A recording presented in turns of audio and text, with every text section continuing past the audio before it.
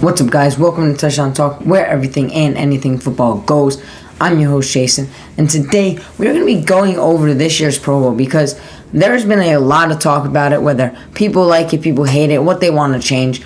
So let me go through it. I'm going to go through each challenge, each game, a little review about it, and then I'm going to tell you my thoughts on the event itself. So let's start with the precision passing. And this event was the Derek Carr show.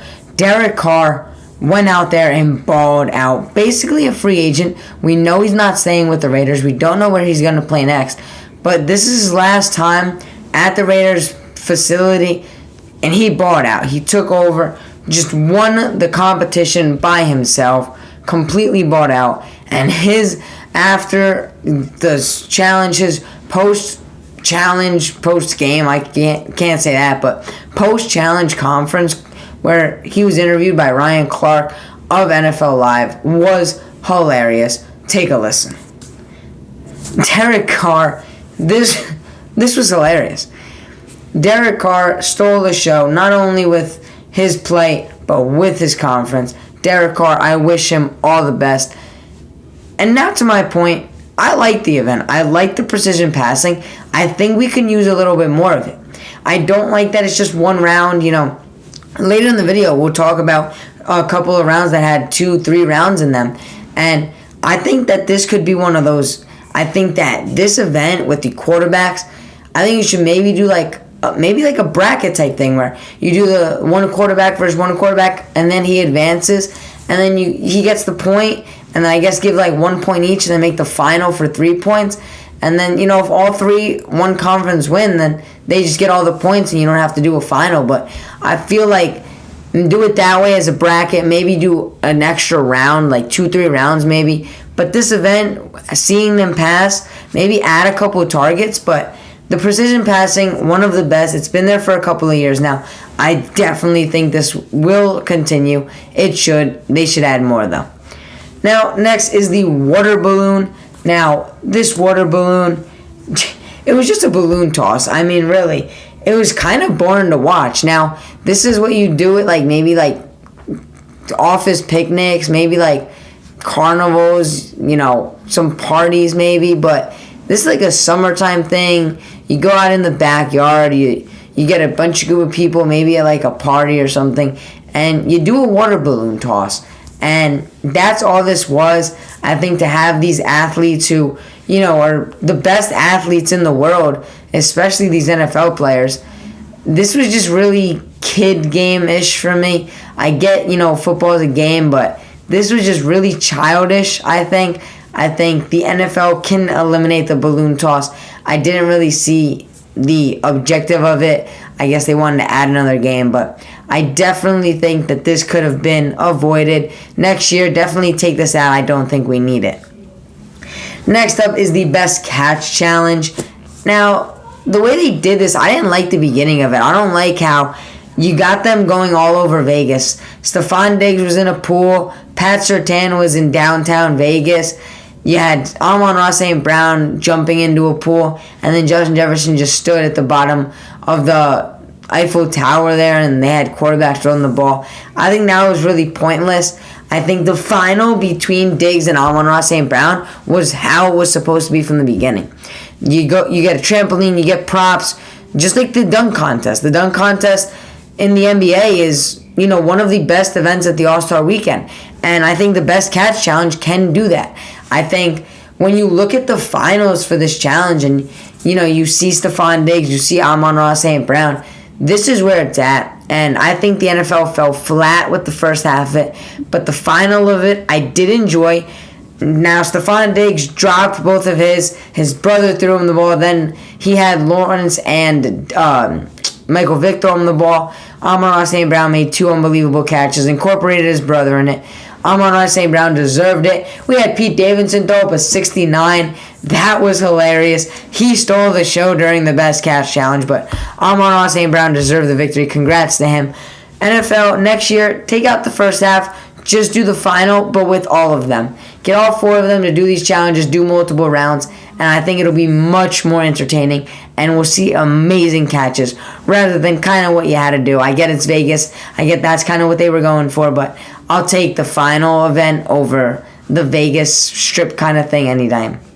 Now, next up we had the jugs machine, and this was interesting. I mean, it was kind of easy. I mean, I don't think it was very fun to watch.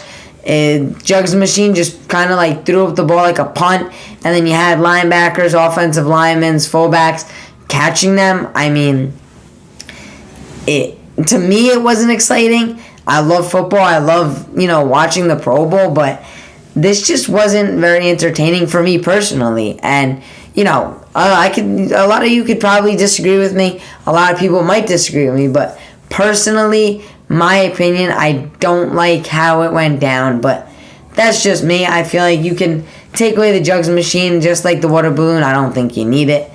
And then next up is the dodgeball. This was the main event from night one, and dodgeball, it was weird watching the NFC offense go against the NFC defense, but I get what they were doing. They wanted to see which side of the ball advanced to the finals. So it was kind of fun to watch, a little inter-conference rival. You go against some of your teammates maybe that are on the opposing side of the ball, maybe division rivals, stuff like that. So I thought it was cool to watch, and then the final was always going to be entertaining. Saquon Barkley got hit in the head, helped the NFC offense advance. The AFC defense dominated the offense on that side. So AFC defense taking on the NFC offense, and the NFC won. It wasn't even close. Saquon Barkley, Christian McCaffrey, George Kittle among the top players on the NFC.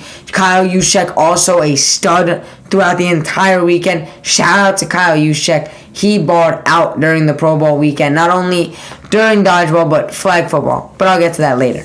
Now, dodgeball is going to stay. Dodgeball is the best event, and, it was very entertaining watching them play dodgeball.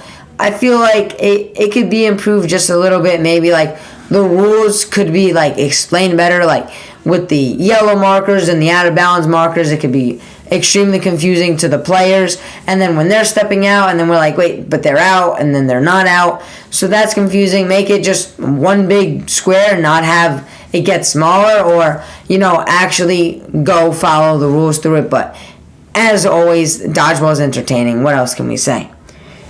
Now, next up those were all on Thursday, and then we went into Sunday, where this was the best catch final. But I talked about that earlier, but that was Sunday. And then we had kick-tack-toe, which is a play on tic-tac-toe. We had punters and kickers kick from 45 yards out, long snappers from 25 yards out. And the long snapper for the AFC won this all by himself. Kick-tack-toe, he hit all three in a row, won it for the AFC. Shout out to the long snapper for the AFC. Kickers, punters, didn't do nothing, but that long snapper got it done.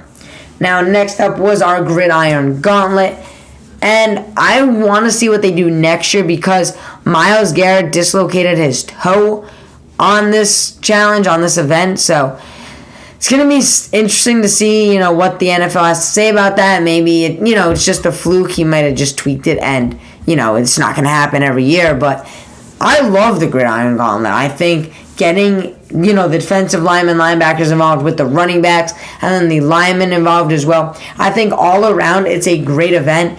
Saquon Barkley dominated. Seeing Barkley run right through those tires was actually entertaining, seeing how fast he was. Nick Chubb had him. The AFC had the lead, but Nick Chubb just stumbled on the tires. Brian Burns blew past Myles Garrett. I guess in real time it looked like he just destroyed him, but then we found out that Garrett got hurt, so that might have explained a little better in that aspect. And then ended off with the linemen having to push their respective coach, so Eli and Peyton, all the way to the finish line. NFC got the win, led by Saquon Barkley. It was entertaining to watch. I definitely want to see this year in and year out. I think, maybe add a little more to it, make it a little bigger. Because if you take out, a couple of the other events, you'll have more time. So maybe, like I said, with the precision passing, and maybe now with the gridiron gauntlet, add a little bit more to these two. Because I feel like these two are the two most entertaining events next to dodgeball. So I'm going to go with those. And then our last one was a new one, and that's moving the chains. Now, moving the chains was the AFC and NFC big men. So the defensive linemen, the linebackers, the edge rushers, the offensive linemen. They had to pull off the weights off of this big wall, and then they had to pull the wall with first down markers. And the AFC just got it from the first round. The NFC had no idea what they were doing. They had 3 guys in the back. They had a couple guys in the front trying to pull it with the weight. AFC went straight around, yanked off all the weights, and then pulled the wall with ease. Second round, the NFC came back, followed the script of what the AFC just did. It was a copycat thing. They did what they did, and they won the second round. But then lastly, the AFC, the best of the best, they combined from the first round and second round, took the best players from each of those rounds, threw them in for the final, and the AFC got it done. The AFC should have won. I mean, the NFC didn't know what they were doing at first, so the AFC deserved it. The AFC got the win. And that was the end of it for the events factor.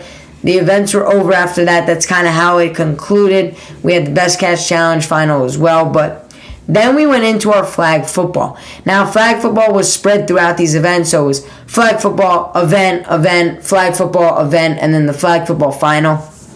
But flag football, I got to talk on its own. Now let's go to game 1 of the flag football, where we had Tyler Huntley and the Ravens take charge. Tyler Huntley was connecting with Mark Andrews early and often. Andrews got in the end zone, got the conversions for the AFC. But Geno Smith had the long ball plays, 2 deep touchdowns, 1 to George Kittle, 1 to T.J. Hawkinson.